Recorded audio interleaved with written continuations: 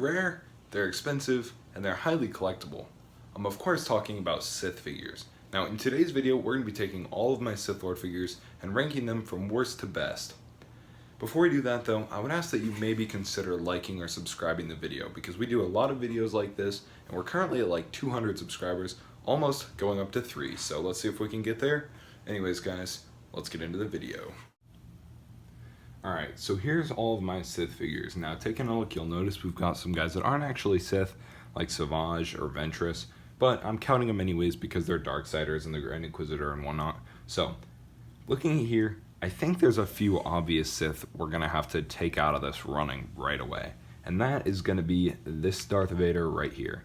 This is a Shadows of the Empire Darth Vader, and it's only 5 points of articulation. It's really a janky figure, and it is just a not good Darth Vader at all. Eliminated.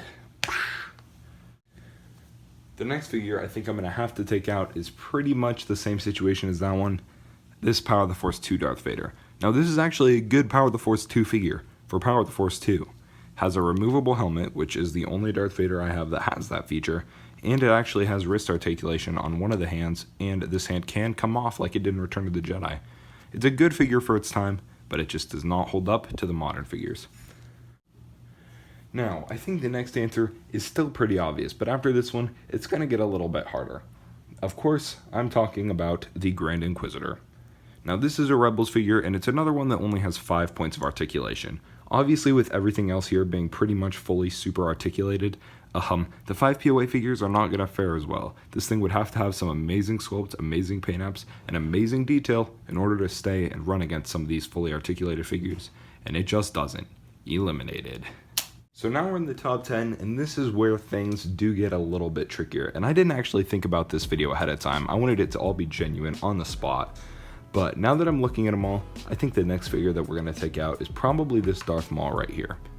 The main reason I'm doing this is because this guy's joints are all swivels. He has no ball joints on this entire figure. And while it's a really cool Phantom Menace figure, it just doesn't stack up to some of the other figures on this list. Eliminated. Okay, so now things get a little more challenging. We've got Darth Nihilus right here, Darth Bane here, another Darth Maul here, 2 Emperor Palpatines, this one's pretty rare in a comic pack, Ventress, Dooku, Savage, and a fully articulated Darth Vader. All these figures are really nice figures at this point, and now we're going to really have to buckle down and get this list going. And I think the next one we're going to be eliminating is probably this Darth Maul up here. As nice as this figure is, something about it just doesn't sit too well with me. I don't like it as much compared to some of these other figures, and overall, I don't know man, just something weird about it. So we're going to take it out of the competition. I don't know, this one might be a little more controversial. Let me know if I'm wrong or if I'm right down in the comments. But for now, eliminated. Okay, so over here, I'm kind of stuck. I don't really know between like this Palpatine, Dooku, or maybe even Savage.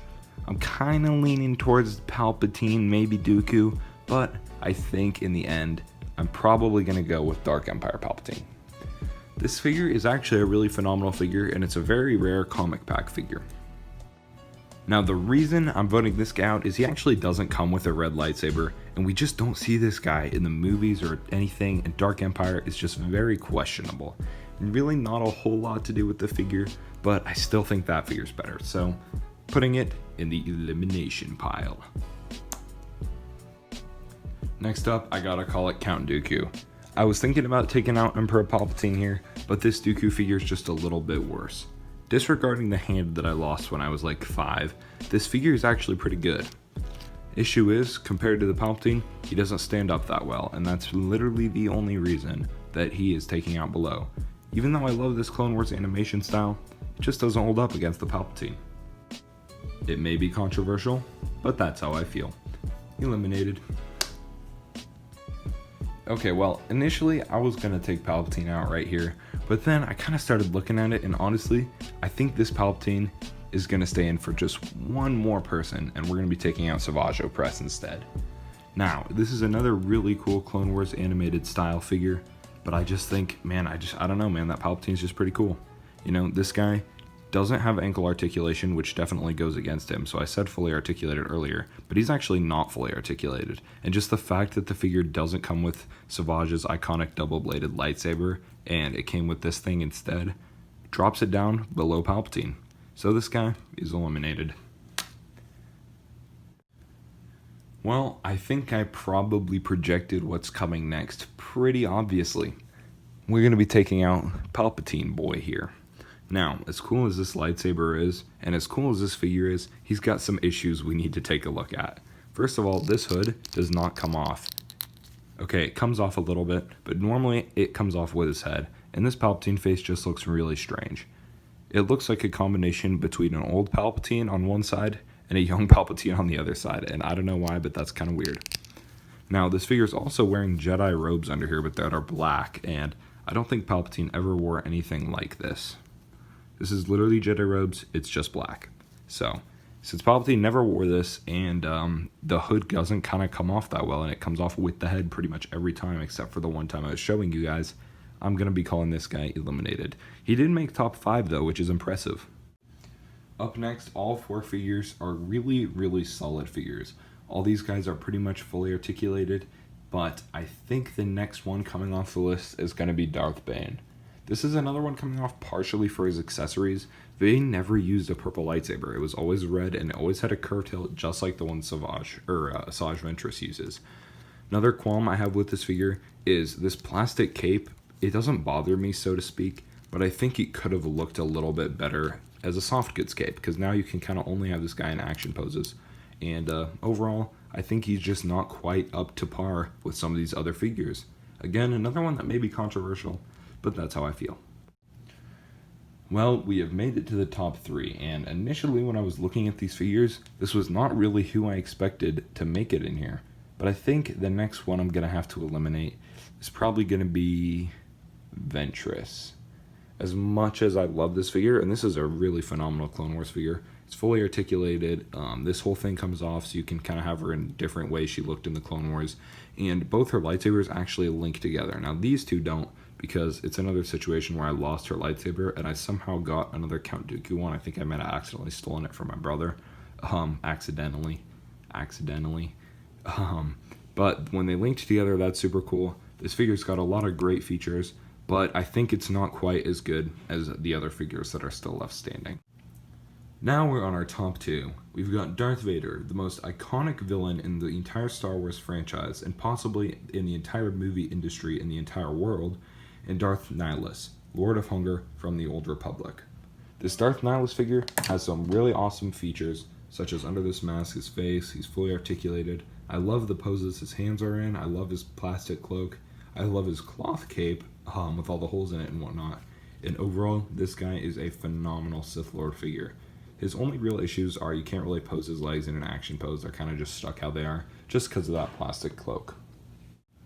Now Darth Vader. Fully articulated, super detailed, all cloth goods, and I think it just represents this character perfectly. The height and size of the figure is accurate in the 3 3/4 line, and this figure's accessories come with multiple replacement hands, so you can have one doing this, one doing force choke, one absorbing a blaster bolt like you see in Empire Strikes Back, all sorts of different stuff. And it also comes with a severed one, along with a force ability that has that blaster bolt. Now, the only issue I got with this guy is right here, this shoulder pad kind of comes up a little bit, but I think it's just an issue with my figure, and it happened right after it got shipped to me. I don't think it happened before that, but it can clip in right through here if you really struggle with it. Now, between these two figures, honestly, there's really only one that can stay, and the one that's going to be leaving is Darth Nihilus. As much as I like both of these characters and figures, Darth Nihilus can't compete with Darth Vader as a character or as an action figure. This Vader, being fully posable and fully articulated, beats out this this Nihilus figure, which can't even be posed in the legs very well because of his plastic. As much as I like this figure, he's eliminated. So that means our winner is Darth Vader. This is really the only way this competition could have gone from the beginning. This figure is just so good, and the posability and displaying potential of this figure is just phenomenal. Funny thing is, I have no idea what line or what figure this is from because I bought it loose on eBay and the guy didn't know either. If you could let me know, that would actually be really awesome. Darth Vader is just so iconic, and this figure just matches him perfectly, and my only critique would be this shoulder thing and the fact that his helmet isn't removable, but that's definitely minor. Thank you guys all so much for getting to this far into the video. Now, I'm going to be making this exact same video, but with all my Jedi figures on a live stream once we hit 1,000 subscribers. I can't really live stream off my phone right now until I get 1,000, so that's kind of what I'm going to save it for, because I know that one is going to take a lot longer. If this took 10 minutes with 13 figures, Jedi is going to take a lot longer with 60, so let's wait for that. Subscribe if you do want to see that, because that will directly help us reach that goal.